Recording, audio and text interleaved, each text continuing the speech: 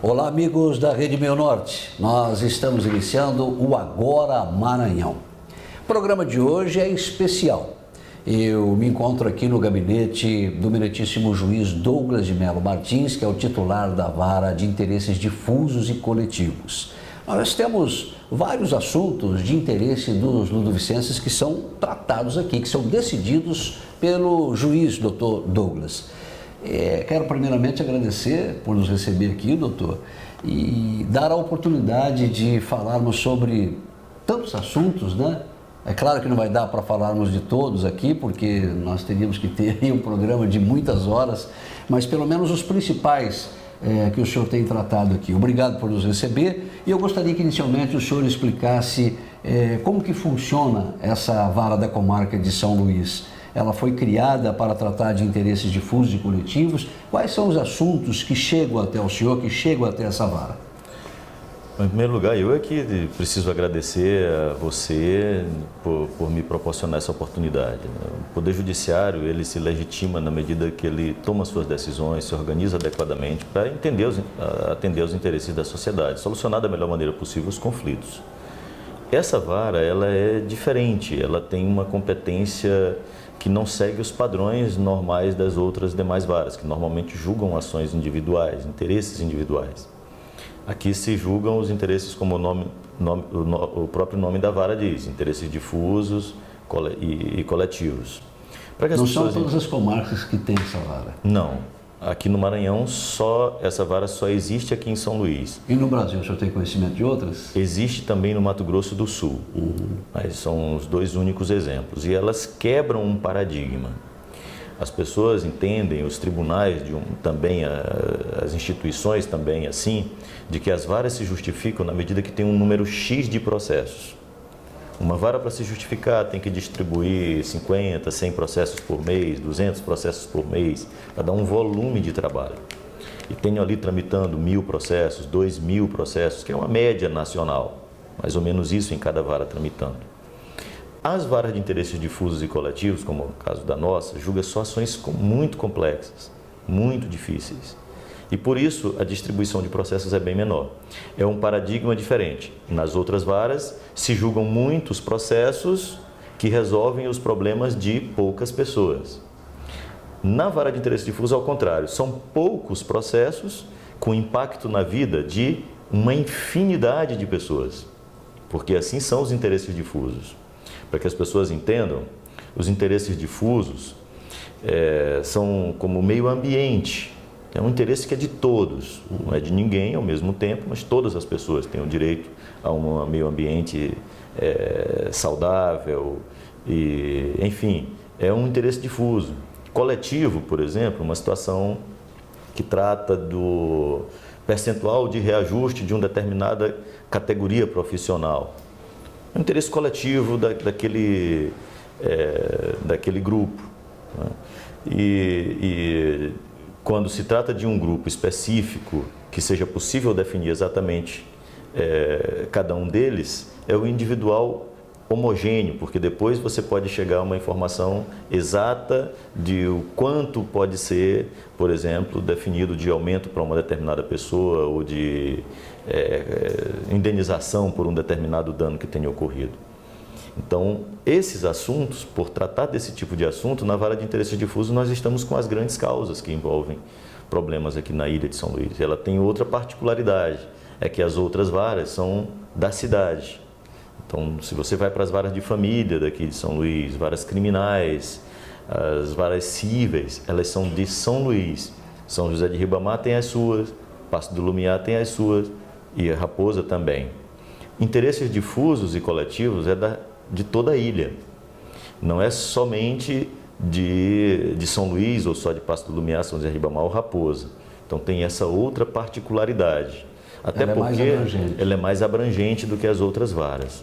Inclusive, porque não é razoável que se resolva um problema ambiental de um rio que começa na Raposa e termina em São Luís, outro que começa em São Luís e termina em São José de Ribamar, sai de São José de Ribamar, passa por Passo do Lumiar e chega a São Luís. Então, é preciso dar uma solução uniforme para todos. Por isso, interessante que o senhor coloque aí essa área de abrangência da vara de interesse difuso e coletivo. Por isso, inclusive, atuam aqui, como não trata de assuntos aqui como segurança pública, trata de assuntos como educação, saúde pública, acaba que atuam aqui promotores de justiça que são de outra comarca. É muito comum aqui ações tramitando que quem protocolou a ação são promotores de São José de Ribamar, Passo do Lumiar ou Raposa. Os processos, por exemplo, que envolvem os lixões, o encerramento dos lixões que ainda existem em Passo do Lumiar e Raposa. E os aterros não foram implantados ainda. Ainda apesar da lei, né, na época do presidente Lula, nós não tivemos até agora adequação, né? Os municípios não conseguiram. Já houve tentativas através de consórcios, tentativas individuais, mas assim mesmo a gente não tem ainda o tratamento adequado, né? A destinação adequada do lixo. Exatamente. Ainda temos lixões em Passo do Lumiar e São José de Ribamar que existem os processos tramitando aqui na Vara de Interesses Difusos, com decisão judicial mandando encerrar esses lixões, mas ainda com dificuldade para fazer cumprir essas decisões. Uma outra característica da Vara de Interesses Difusos e Coletivos é essa, de que não há uma facilidade de cumprimento das decisões judiciais. São complexas, são graves, envolvem às vezes volumes de recursos elevados, decisões complexas. Eu digo, por exemplo, o próprio encerramento do lixão. Se você determina que encerre o lixão de Passo do Lumiar, e vai mandar para onde o lixo? O senhor determina, né, doutor, o lógico, o que tem que acontecer, sim, mas nem sempre existe essa condição. Como cumprir a decisão judicial? Não é uma questão de que envolve recursos. Envolve recursos públicos, envolve outras coisas. Você simplesmente diz, a partir de hoje, os municípios não podem mais depositar o lixo naqueles lixões que hoje existem em Passo do Lumiar e São José de Ribamar. É o que deveria ser cumprido. É o que deveria ser cumprido por decisão judicial aqui da Vara de Interesses Difusos. Mas vai mandar para onde? As pessoas querem, e de regra elas pensam assim, os moradores de Passo do Lumiar e São José de Ribamar, eles estão em sua maioria, nunca podemos generalizar e dizer que são todos, mas a maioria está mais preocupada pura e simplesmente de que o lixo saia da sua porta. Ele não quer ver o lixo ali. Mas a solução para o problema dos lixões passa também pela conduta mais adequada dos próprios moradores daquele município. Um dos problemas alegados pelos municípios para não fazer o mesmo que o município de São Luís fez e Raposa, que é o de mandar para o aterro sanitário de Bacabeira, é o custo muito elevado. Os municípios alegam que a quantidade de tonelada de lixo é tão elevada que o município teria um ônus que, com o orçamento existente, não são capazes de fazê-lo. Mas não tem coleta seletiva de lixo, não tem reciclagem. Se fosse possível promover, naqueles casos em que tudo vai parar nos aterros sanitários, nos chamados hoje nos lixões. O senhor coloca, bastante interessante, porque ao mesmo tempo que há a reclamação de que não existem recursos, a gente tem uma riqueza enorme no lixo que é produzido, né? Se ele fosse realmente aproveitado, e dá para se aproveitar quase que 100%, né, nós teríamos muitos recursos vindos do próprio lixo que é gerado, né, que é produzido. Se tudo funcionasse como previsto na lei, funcionasse a logística reversa. O que é a logística reversa? Por exemplo, quem produz bateria, aquele que fabrica, receber de volta e dar a destinação adequada. Existe, mas não se cumpre. Exatamente. Pilhas, outros produtos, computadores. Quem produz um computador como esse, depois que ele não está mais funcionando, ainda tem muita coisa útil aí. Ele vai para o lixão, ele vai para o aterro sanitário. Não funciona o produtor daquilo, o revendedor também acha que não tem responsabilidade e, ao final, o próprio consumidor. Todos têm, a responsabilidade é compartilhada, como previsto na lei. Todos têm responsabilidade, desde o produtor. Mas não deveria ir parar num lixão um computador, uma bateria, uma pilha, vários outros produtos que podem ser reutilizados de outra forma. Então, isso tudo vai parar no lixões, fazendo esse volume gigantesco que não deveria ir para lá. além de outros produtos que poderiam ser utilizados das mais diversas formas, adubo, enfim, tudo, tem muita possibilidade, mas as pessoas não atuam assim, o poder público não cumpre o seu papel e o próprio morador tampouco. Então, precisamos de uma mudança cultural e uma mudança de visão, e quando eu falo mudança cultural, tanto dos gestores quanto dos moradores de cada município desse, para que o volume de lixo seja menor, a utilização econômica dele seja maior e, com isso, nós consigamos preservar o meio ambiente. Nós temos que ter uma atitude diferente. Esse tipo de assunto, voltando à sua pergunta, nós estamos quase fugindo para um só dos focos da vara de interesse difuso, que é o meio ambiente, mas estamos utilizando esse exemplo dos lixões apenas como um dos que são da competência da vara de interesses difusos. Não são de fácil solução, mas não significa que porque são difíceis nós não enfrentaremos o assunto. Olha, doutor, então vamos continuar nessa área ambiental. Essa é uma vara que acaba propiciando muita visibilidade ao senhor, né? Os processos que tramitam aqui, como o senhor mesmo colocou, são processos de grande repercussão. Isso acaba dando também essa visibilidade ao senhor, que é o juiz titular. A Vale do Rio Doce, por exemplo, ela tem aí um problema com os pescadores que reclamam que já não estão pescando mais como antigamente, como antes da instalação, por desequilíbrios ambientais, por eventuais poluições provocadas pela empresa. O senhor também está atuando nessa questão. Existe um processo aqui relativo a esse tema, em que há uma liminar concedida, que a Vale do Rio Doce paga, se não me falha a memória, algo em torno de R$250 mil por mês aos pescadores nesse processo. E o processo está na fase de instrução. O momento atual é de realização de uma perícia, para que seja efetivamente mensurado o impacto da instalação do porto na atividade dos pescadores. Se efetivamente diminuiu a possibilidade da atividade produtiva deles lá e em que nível ocorreu isso.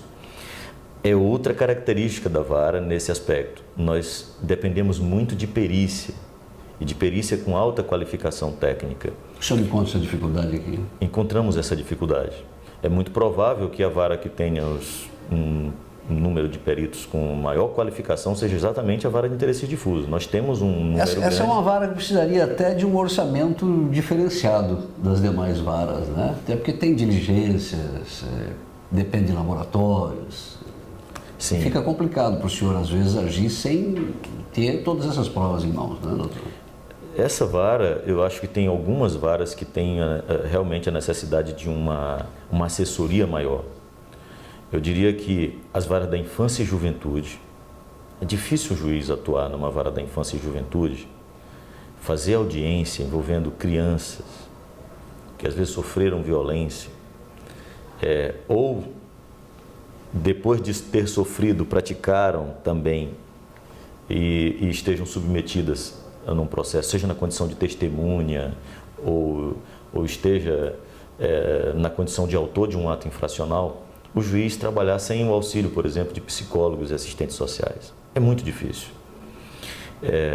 As varas de execuções penais passam pelo mesmo problema da vara de interesse difuso.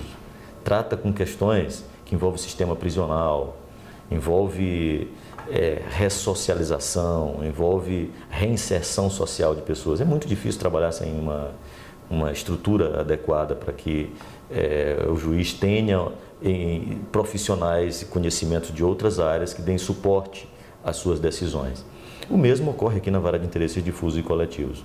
Eu tenho a impressão de que essas, junto com a vara que julga também os crimes praticados contra menores, né, contra crianças e adolescentes, que é também matéria super complexa. Imagina a criança já submetida a uma violência sexual, por exemplo, um estupro, depois se submeter a outra violência que é a apresentação em juízo para falar sobre aquilo.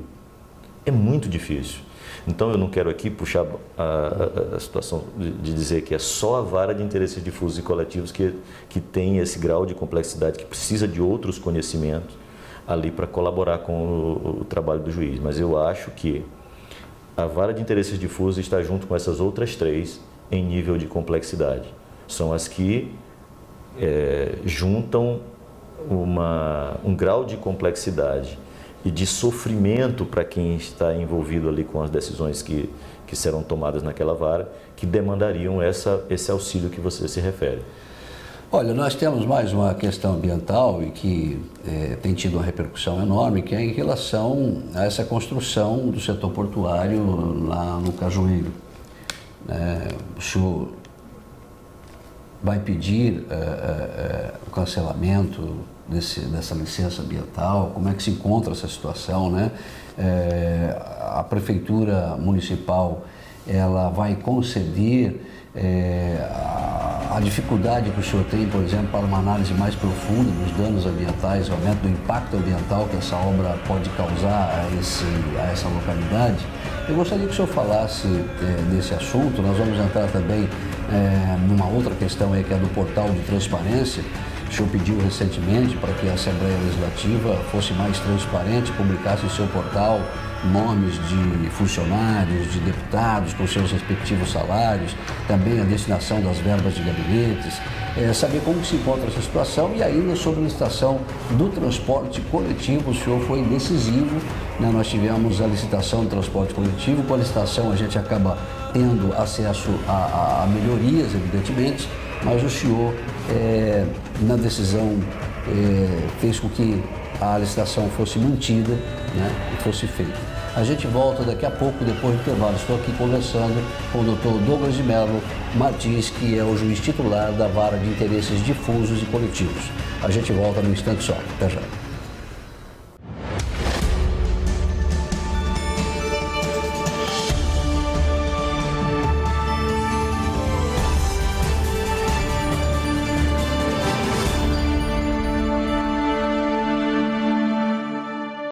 Estamos de volta com Agora Maranhão e o programa de hoje especial.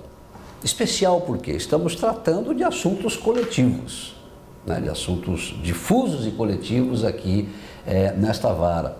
A vara que tem como titular o Dr. Douglas de Mello Martins, né, a vara da comarca de São Luís, mas ele já colocou no bloco anterior que tem uma abrangência bem maior do que os limites da capital, né? Atinge aqui a região metropolitana, ou seja, a ilha como um todo, né? E tem um papel fundamental essa vara de interesses difusos e coletivos. Antes do intervalo, eu pedi para que o doutor voltasse ao assunto do portal da transparência. Foi a determinação do senhor para que a Assembleia Legislativa cumprisse uma maior transparência em relação aos salários dos servidores. São 2.000 servidores da Assembleia Legislativa, mais os parlamentares que também seriam obrigados a colocar ali os seus ganhos e ainda as verbas de gabinetes. Qual a resposta que nós podemos esperar após essa determinação do senhor, doutor? Esse assunto é de muita relevância, é muito importante. Nós estamos passando por uma crise no país, econômica, crise política, crise ética de proporções gigantescas. Quanto a isso, ninguém tem dúvida. Mas a maneira de resolver é que há visões bem diferentes. Eu penso que esse assunto não pode ser solucionado sem que nós consigamos resolver problemas como esse, de ter órgãos da administração pública sob suspeita de manter em seus quadros órgãos da importância de um tribunal de contas, um órgão fundamental para a democracia, fundamental para a probidade na administração pública, estar sob suspeita de que ali existem dezenas de servidores recebendo remuneração sem que efetivamente estejam trabalhando. Os chamados fantasmas. Os chamados fantasmas. Isso é algo que não é tolerável na democracia. É inaceitável a simples suspeita. Não estou dizendo que existem. Estou dizendo que há uma suspeita levantada de que ali existam esses servidores. E um caso concreto, já de certa forma reconhecido, que dá uma certa força maior à suspeita de que podem existir outros. Só existe uma maneira de resolver isso: transparência. Não existe outra. A maneira de o Tribunal de Contas sair da situação de suspeita de existência de servidores fantasmas é publicando, da maneira mais transparente possível, as informações sobre os seus servidores, em que lugar estão lotados, quanto recebe, outras vantagens que eventualmente estejam recebendo, enfim, tudo seja devidamente esclarecido. A maneira que eu entendi que deveria ocorrer isso seria um recadastramento dos servidores e concedi uma liminar em relação a esse tema. Foi recentemente suspensa pelo tribunal a ordem de recadastramento. Não foi suspensa a outra em relação ao ressarcimento dos valores recebidos indevidamente por uma pessoa que teria sido constatado que estaria lá nessa condição de servidor fantasma. Agora, se não existe nenhum problema, né, doutor? Não tem o porquê de sonegar essa informação à população, porque trata-se, nós estamos falando aqui de poder público, né? Que deveria dar o exemplo e ser transparente de uma forma bem mais ampla do que qualquer outro setor da nossa sociedade, né? É verdade. O que eu penso sobre isso, e por isso esse nosso diálogo aqui para mim é tão importante. A sensação que eu tenho é de que esse assunto vai ser solucionado. Nós não vamos mais ter servidores fantasmas em órgão nenhum, seja Poder Judiciário, Legislativo, aí entendido legislativo incluindo o Tribunal de Contas, que é um órgão auxiliar do Poder Legislativo, nenhum outro, Poder Executivo, nenhum lugar, nenhuma secretaria, municípios, vai poder permanecer com servidores fantasmas, recebendo remuneração, sem que as pessoas tomem conhecimento para poder até avaliar se aquilo é legal, se não é, se é correto, discutir. Eu cito um exemplo. Há algo que as pessoas questionam muito em relação aos juízes, que é a existência de, além da remuneração, o auxílio moradia. As pessoas questionam isso. Isso é correto? Não é? Mas está lá no portal para sofrer devidas críticas e há inclusive ação tramitando no Supremo para resolver esse assunto. Por quê? Porque é transparente, está lá. As pessoas podem discutir se é correto, se não é, graças ao fato de que ali está devidamente divulgado para discussão. E pode, graças a essa divulgação, num debate em relação ao assunto, uma hora isso pode acabar, o Supremo decidir que não deve, mas os juízes, por exemplo, receberem esse tipo de auxílio, ou pode ou não pode receber, enfim, mas é um debate público e transparente. Já a existência de servidor recebendo remuneração sem trabalhar é algo que está na escuridão. Precisa ser trazido ao conhecimento das pessoas para separar e saber qual é o nível de legalidade daquilo. Nós temos, segundo informações suspeitas levantadas, de que, tanto no Tribunal de Contas como na Assembleia Legislativa, existiriam servidores. Por que as pessoas pensam assim, mas por que você não diz também o próprio Tribunal de Justiça? O Tribunal de Justiça, o Poder Judiciário, diferente do Tribunal de Contas e da Assembleia Legislativa, tem um órgão superior de controle externo, que é o Conselho Nacional de Justiça. Esses problemas que hoje as pessoas apontam como sendo suspeitas de que existe em grande volume no Tribunal de Contas e na Assembleia Legislativa, foi levantado no passado no Poder Judiciário, com muita ênfase. Esse órgão superior de fiscalização em relação ao Tribunal de Contas, seria a Assembleia Legislativa? Quem é que fiscaliza? TCU não, porque é o Tribunal de Contas da União. Mas seria a própria Assembleia Legislativa, o próprio Poder Legislativo? E aí não seria um controle externo, porque a Assembleia Legislativa, o conselheiro acaba sendo votado... São ex-deputados e às vezes também outros que passam por um processo de concurso público e que também, pelos critérios estabelecidos na Constituição, acedem ao cargo de conselheiro. Mas não tem um órgão de controle externo que controle a atuação de todos os tribunais de contas no Brasil, por exemplo. Cada Assembleia Legislativa de Estado e os mecanismos de controle como do próprio Poder Judiciário, como aqui estamos fazendo. Esse controle que é a ação do Ministério Público, a ação de uma ação popular, por essas vias é possível fazer um controle. Mas não tem um órgão como tem no Poder Judiciário e o Ministério Público, que é o Conselho Nacional que fiscaliza todos os tribunais. Nesse aspecto, em 2007, por exemplo, o Poder Judiciário, de uma forma inédita, proibiu o nepotismo no Poder Judiciário, controla isso e puniu muitos juízes e desembargadores por esta prática. Servidores fantasma também foi objeto de ação no Conselho Nacional de Justiça e muitos juízes e desembargadores foram punidos por isso. Por isso, eu não posso aqui afirmar e dizer assim, não existe fantasma no Poder Judiciário. Eu não posso fazer essa afirmação, mas eu posso afirmar para você com segurança. A probabilidade é muito menor do que nos outros poderes. Agora, para a gente pular, doutor, para um outro assunto, nós temos ainda 2 temas aí a serem tratados. O senhor acredita que através dessa decisão do senhor, a Assembleia Legislativa encontrará um meio para a divulgação? Porque o próprio presidente da Assembleia, Alberto Coutinho, que foi entrevistado por mim, ele disse que não poderia cumprir o prazo porque a Assembleia não tem esse portal. Se o senhor permitisse que fosse utilizado o portal no Estado, quem sabe daí ele conseguiria cumprir realmente com a determinação do senhor. Bom, o primeiro esclarecimento sobre essa questão é que eu não determinei, tem algumas decisões e prazos para o cumprimento. Eu não determinei que a Assembleia Legislativa faça o portal em 5 dias, nem em 30 dias. Quanto ao portal, eu dei 30 dias para a Assembleia dizer em que prazo ela, a Assembleia, pode criar o portal. E como vai fazer é um método que a própria Assembleia precisa dizer. Tem muitas alternativas. Ela pode se utilizar dos seus próprios servidores especializados no assunto. Existe no quadro da Assembleia programadores que poderiam trabalhar nisso, não sei do nível desses servidores para fazê-lo.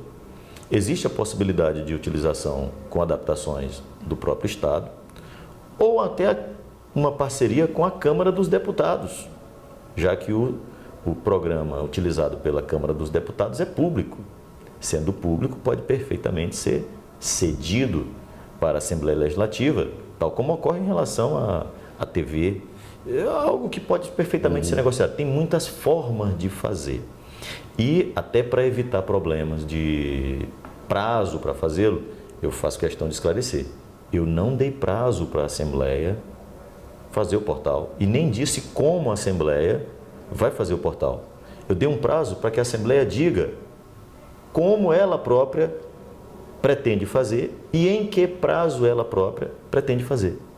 Então, a liberdade da Assembleia, da maneira de fazê-lo, é completa. Eles é que precisam dizer como, desde que seja razoável. Agora, precisa ter também essa boa vontade, como o senhor está colocando, né? Tem uma determinação judicial, agora também a boa vontade, a manifestação dos próprios deputados, dos próprios parlamentares, a mesa diretora, e olha, nós temos interesse, vamos dar transparência e vamos, né, tentar cumprir aquilo que a Vara de Interesses Difusos e Coletivos determinou. Mas, doutor, nosso tempo, nós temos ainda mais 5 minutos para chegarmos ao final do programa. Eu gostaria que o senhor dividisse 2,5 minutos para cada tema sobre o transporte coletivo. Olha, eu teria aqui as escolas, né, que o senhor também teve aí determinações importantes em relação ao funcionamento das escolas, a construção de creches. Nós vamos ter que voltar aqui em uma outra oportunidade, porque realmente a Vara ela tem essa abrangência de assuntos que mexem com o dia a dia da nossa comunidade, da nossa sociedade. Em relação ao transporte coletivo, eu me lembro que o senhor determinou e manteve a licitação. Foi importante, né, sob o ponto de vista das melhorias que a escolha das empresas que passam a operar tenham que executar depois de um compromisso assumido, não é verdade? Sem dúvida. Eu, antes de falar disso, só complementando sobre a Assembleia Legislativa, algo importante. Sobre o portal é aquilo que eu disse. Mas existe uma determinação que eu dei 5 dias, que é, no portal deveria estar a folha de pagamento. No mínimo. No mínimo, com todas as informações. Enquanto não cria o portal, eu determinei que essa folha fosse apresentada à Vara de Interesses Difusos, para que o Ministério Público possa analisar e ver se há ali alguma irregularidade que mereça uma... E nós vamos acompanhar, viu, doutor? Perfeitamente. E quanto a isso, não há justificativa para não apresentar. Ninguém vai poder dizer que custa caro para a Assembleia Legislativa. Ela já tem lá no seu sistema de tecnologia toda a folha de pagamento. Né? Basta apresentar. Se não há nada irregular, basta apresentar. Quanto a isso, eu não tenho dúvida e imagino que a Assembleia vai apresentar. Sobre o transporte coletivo, você pôs muito bem. A vara, ela atua em 2 momentos. Primeiro, julgando ações anteriores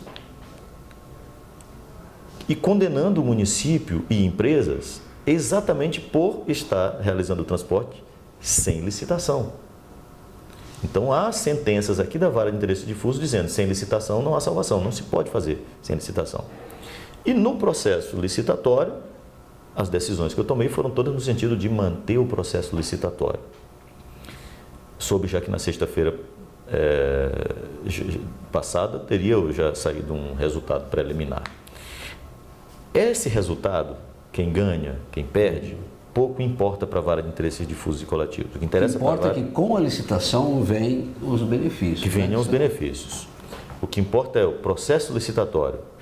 Quem ganhou, quem perdeu, é até um assunto que nem é da competência da Vara de Interesses Difusos.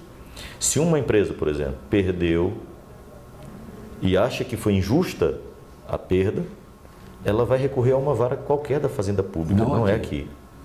A discussão é lá, não é da minha competência. Então isso para mim pouco importa. O que importa tem que manter interesse coletivo. Só o interesse coletivo. O interesse individual de uma empresa ou outra que tenha sido beneficiada ou prejudicada no decorrer do processo licitatório não é da minha competência. É outro juiz que vai apreciar, porque assim a lei define. Mas o processo licitatório, o método de que transporte coletivo precisa ser regulado e estabelecer padrões mínimos de qualidade, tudo devidamente calculado e feito dentro de um processo licitatório, quanto a isso, a competência da Vara de Interesses Difusos e efetivamente, é como você diz, as minhas decisões foram todas no sentido de manter o processo licitatório. Agora, o senhor merece os parabéns porque a gente estava acompanhando aí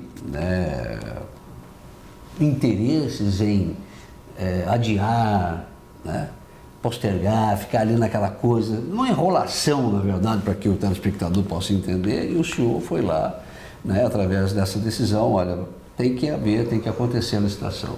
E, para o bem de todos, aconteceu. A gente espera que venham agora as melhorias.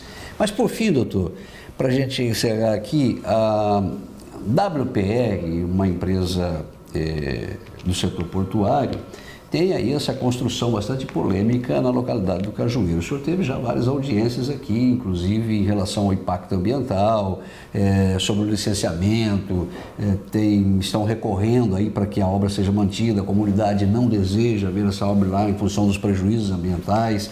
Como que se encontra essa situação do Cajueiro? O município de São Luís, nós temos como parte nesse processo os autores já envolvidos nesse processo, a Defensoria Pública, o Ministério Público, de outro lado o Estado do Maranhão e a WPR, e agora entrou também o município de São Luís, por último. O município de São Luís ainda está no prazo de contestação. Como eles ainda estão com prazo de contestação, somente depois desse prazo é que eu vou fazer a instrução do processo. No momento, a situação concreta existe uma licença prévia concedida pela Secretaria de Meio Ambiente do Estado. A obra já foi iniciada? Não. Estão ainda vivendo aí esse período de licenciamento. Está em tramitação exatamente essa fase. Os autores pedem que seja anulado tudo isso. A comunidade não quer? As pessoas que vieram aqui da comunidade, que são representadas pela Defensoria Pública, dizem que não desejam essa obra lá, ao menos nesse formato proposto. Então, caberá depois da instrução. A decisão sobre isso eu só vou poder dar depois de instruir o processo. E isso só vai poder ocorrer depois que terminar o prazo do município apresentar a contestação. Então, é possível que saia alguma decisão em alguns meses. É um típico processo, como eu já disse para você, são os processos complexos, às vezes envolve volume de recursos elevados, interesses diferentes envolvendo o mesmo assunto, e que ao final, depois de uma instrução muito cautelosa, nós vamos dar uma sentença. Chegamos ao final, doutor. Você vê, passou rápido, né? E a gente deixou aí muitos assuntos para trás, assuntos que são tratados aqui, né? Temas importantes, mas eu gostaria, em outras oportunidades, trazer aí os processos que tramitaram aqui em relação à educação, que eu julgo assim de extrema importância. Talvez mereça uma entrevista também, para que o senhor possa discorrer sobre esse assunto aí, sobre a educação municipal, sobre a construção de creches. Quero agradecer muitíssimo. Eu é que agradeço. A entrevista. Muito obrigado por discutir conosco esses assuntos tão relevantes para a Ilha de São Luís. Muito obrigado. Conversei com o Dr. Douglas de Melo Martins, titular da Vara de Interesses Difusos e Coletivos. Nós ficamos por aqui. Um abraço a todos. Muito obrigado pela audiência. Um bom final de semana a todos.